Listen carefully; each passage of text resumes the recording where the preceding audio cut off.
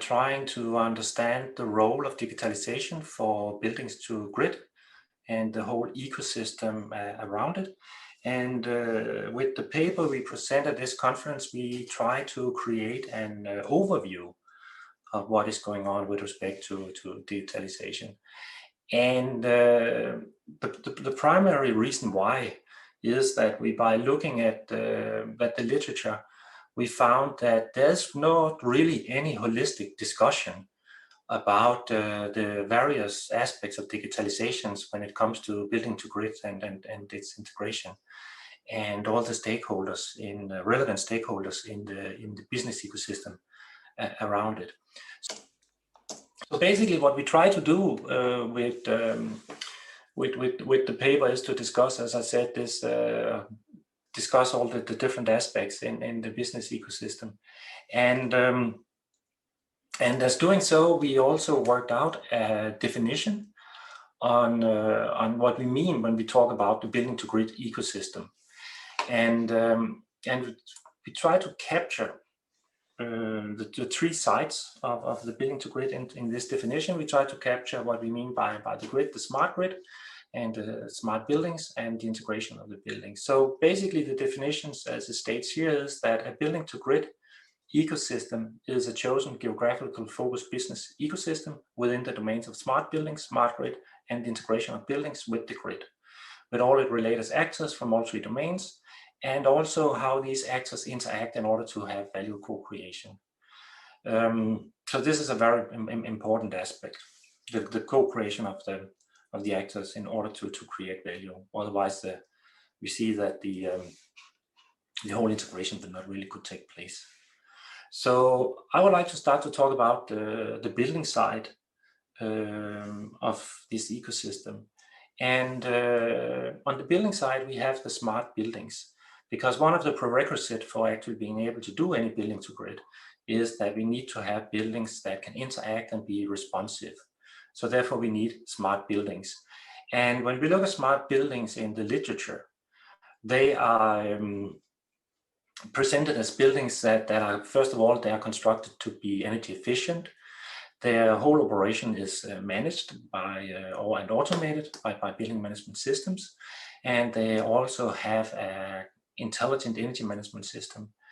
Most of them, at least that is the current trend, is that they will also have some kind of renewable energy built into them. In most cases, this will be solar photovoltaics that are mounted on rooftops, or we also start to see that photovoltaics is becoming an integrated element of the building envelope. For some very large building, you will also see that some of them actually have their own combined heat and power plant, typically in the basements, based on natural gas. So basically, these smart buildings, they will operate and optimize their indoor environment for the well-being of the occupants, and that will also, depending on the region of the world, have to comply with different working regulations. So regulation is an important aspect here. Some of the buildings is actually able to learn for how they are operating, how the energy performance is, and have some kind of self-corrections in order to improve the energy performance. So what makes all of this possible is that that all the buildings, they have a kind of a building management system that comes at various levels of sophistication, and some of them also have included this building energy management part of it. Most systems are concerned with controlling the indoor environment, but you will also see systems that include access management, fire monitoring, and so on as part of the system. But again, it depends on the supplier. So what is the value proposition we get from smart buildings? And depending on the literature where you look, there are different things that are emphasized. So what I tried here is to cover 4 of the most common value proposition. A very common value proposition is concerning the indoor comfort that will relate to also the health of the indoor working environment. That's focusing on safety and security, around the building. And then, of course, a lot on the energy efficiency. More recently, we start to see much more discussion also about the energy flexibility and sustainability aspects of the buildings. And finally, they are focusing on how smart buildings can facilitate and optimize the whole operations of the buildings, and also help to improve management and also predictive management of buildings, and thereby lower the operational cost of buildings. So buildings, they come in many different sizes, and it's the same thing for smart buildings. At the upper level of what you say, the scale for smart buildings, and also where there's a lot of economical incentives for making your building smart, is of course for commercial buildings like shopping centers and office buildings, where you typically have a lot of people on a daily basis, and you therefore need to operate your HVAC systems very efficiently in order to ensure you have the good indoor climate, and also that you have a good energy performance. But we also see that more and more domestic buildings like apartments building, multifamily houses, and residential buildings starts to become smart.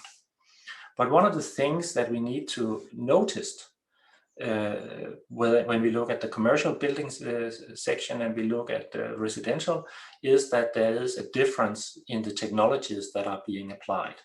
So if you look at the commercial buildings, there's a long traditions for companies like Honeywell, Schneider, Siemens, and so forth, who makes their own systems based on wired networks inside the system to optimize and control the buildings. But when we look at the residential segment, we see a tendency to wireless technologies that can be retrofitted into the house later on, and provide different levels of monitoring and control. And it simply has something to do with cost, because if you want to use the systems for commercial buildings, they have a very, very high price per data point, which is in most cases totally infeasible to have when you look at residential households. So that's why we see this technology shift. For the commercial buildings, we also see that there are quite a number of standards. One of the standards is an European standard we have that correlates energy performance of buildings with building automation. And basically the aim of the standard is to promote energy performance by having more building automation. So the standard is operating. This standard is operating with 4 different levels. We start at the bottom with a level D, where the building is totally manually operated. There's no automation to support the building. Whereas when we go up to the highest level, level A, we'll see that we have automations that takes care of all the automations of the indoor climate and sun shading in the building envelope, and so on and so forth. And of course, the building who is at a level A is also considered to be more energy efficient and have a better energy performance compared to the manual operated buildings. So now we would like to switch to the grid side. And from the grid side, yes, we will start out and looking at what is happening on the grid side. So as we all know, we have been through a transition now from a conventional grid where we just delivered the amount of energy, the amount of electricity that was consumed by the buildings. And if the grid couldn't follow up, then you have a risk of a blackout, and that over the times led to various kind of demand response programs that could help to make explicit demand response, where you simply cut off building loads if necessary. Over the last years, all of this have changed into what we all now know as the smart grid, or actually how grids are being built. We see that we have much more data collections from the generation side. We monitor and control our transmission and our distribution grids with much more collection of data that also goes up in different cloud storage solutions. And on the consumption side, we see that we start to have a lot of local generations that we also need to monitor. and we also have closely monitoring of our consumption data. All of this information that are collected through the supply chain of our grid can be used in a number of different kinds of digital services to improve the weather forecast, to improve the grid stability and reliability, assets management for the prediction and prevention of faults. And of course, we can do a lot of demand forecasting in order to try to have much more efficient demand side management. So that is some of the things that we can achieve on the when it comes to the smart grid, when we start to have much more data collection and share them across the segments. Just to give an example, we also discussed in the paper about this digitalization, is that we have made a cloud solution for a data hub in Denmark, where we are actually collecting all the smart metering data in order to make it available. Not only, well, first of all, it has been used for billing, but in the recent years, there's more and more focusing on using the same data in order to develop new solutions that can help us to integrate more renewable energy and utilize the flexibility of our loads. So that has basically happened within the last 2 years. The last part we have related to the grid side is our market, and here we are part of a Nordic market, where we are actually having to trade electricity on a daily basis. The reason why I wanted to show this is because we have a lot of fluctuation in the price, and these price fluctuations relates to 2 things. They relate to actually the demand, and they also relate to the source from which the energy is generated. So when the price is low, it's not only because the demand is low, it's also typically because we have a higher production from renewables, which of course is something that we would like to try to utilize by having shift of the demand to those time periods where the price of the cost is lower. So that leads me to the integration side. And basically by having the smart building, it allows us to integrate them with the grid, because now we have control of them. And that means that we can use that control in order to provide demand response services to the grid by lowering or increasing the energy consumptions of the building. And depending on the way the building is constructed, it can be used to, for instance, preheat, pre-cool a building, or it can be used to store energy in the building, for instance, for future cooling. It all depends on actually the equipment of the building. When we have multiple of these buildings, we can group them together, and we could provide virtual power plants, very similar to what can be done if you look at electrical vehicles. Here's just buildings. So our buildings, they become part of a much bigger ecosystem that is basically integrating the smart grid, is integrating the buildings, and it can also link to the production of the renewable energy in cities or around cities, and also to our whole mobility inside cities. So we start to have a lot of interaction between the different ecosystems in our cities here.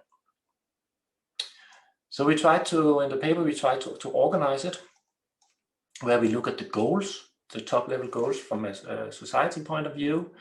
And we have been looking at the themes that I have been talking about, the grid and the buildings and the grid to buildings integration.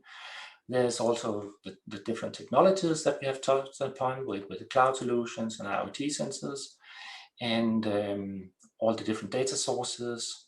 And a part of this, there needs to be a focus on the data management and also data quality, because if we don't have a good data management and we don't make sure we get the data, we also have nothing to use for our control and optimization. And then of course we have all the stakeholders. And the stakeholders we identify in the paper is basically organized along the generation transmissions part. They are along the distribution, including the electricity retailers and energy service companies. And then on the domain side, the domestic side, we have our domestic consumers. Some of them also are prosumers due to their local integration of renewable energy sources.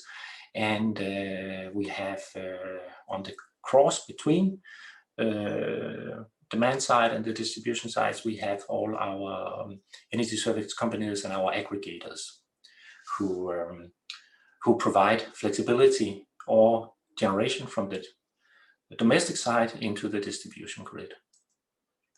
So of course, there's also some conflicting interests that we discuss in the paper, very short.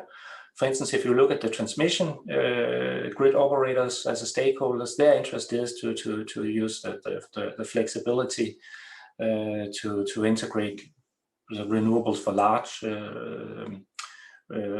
wind generations, for instance. But of this have a conflicting interest with our distribution system operators, because our distribution grids are not really built for it. So if you start to try to use a lot of flexibilities from buildings in the same geographical area, it might have a negative influence on the distribution grid, even though it could have benefit to the transmission system operator.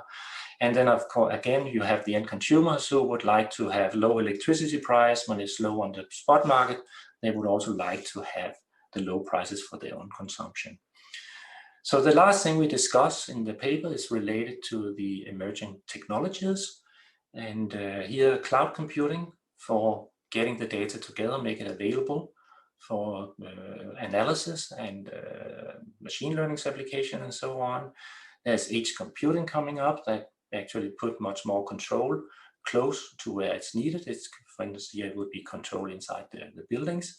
And the 5G and IoT that allows sensors to be broadly distributed with high sampling rates throughout the transmission distribution grid, but also at the end consumption side, the big data analysis and AI that will help us to build these systems. And as we saw earlier today, also how blockchain can be used in this integration. So there are, of course, some challenges when we start to have all this technology put together. First of all, there's a lot of focus on privacy, especially in Europe. We have had a lot of focusing on the GDPR that put up very strict restrictions for how we can share data, and that includes a lot of energy data as well. And cybersecurity is important, because if you can break into the control systems of the buildings, you can make them to misbehave, and that can have a negative influence on the distribution grid.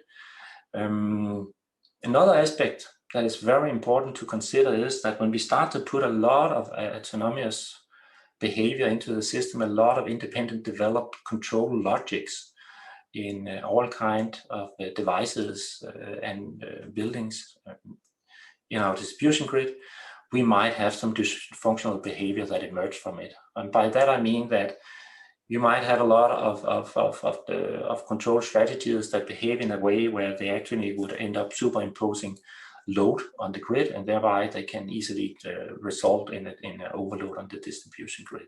So this kind of coordination mechanisms is something we discuss, and we also think that need to be addressed in the future. So we have a few recommendations at the end of the paper, and it is that we need to look beyond just the building to grid ecosystem, because when we look at the building to ecosystem, we realize that it's part of the smart city. It also means that buildings are not alone. They will also be coexist with other large energy consumers in cities, like, for instance, the whole water network, water treatments. They will have also to coexist with transportation solutions that also is going to be electrified, and so on. So some of the things we would like to address in the future is we would like to look more into the business models that is going to make different building to grid solutions possible, considering all the different stakeholders and their related challenges. Thank you. That was all for me. I hope you managed to catch